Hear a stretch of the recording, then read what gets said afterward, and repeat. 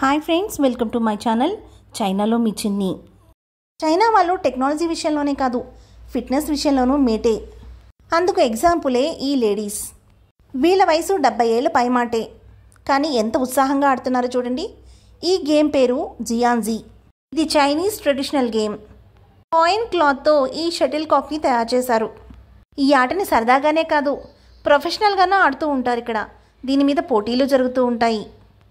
అయితే ఈ ఆటని ఎక్కువగా వృద్ధులే ఆడుతూ ఉంటారు ఇక్కడ.